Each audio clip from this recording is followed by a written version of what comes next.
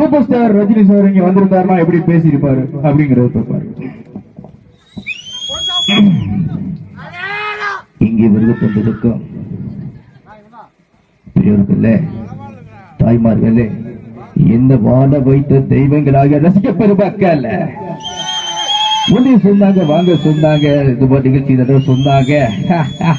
Sir எனக்கு வேலை இருக்கு, படவேலை நிறைய வேலை இருக்கு, இப்படி விட்டு இப்படி ஒருபடி எப்படி கேட்டேன்.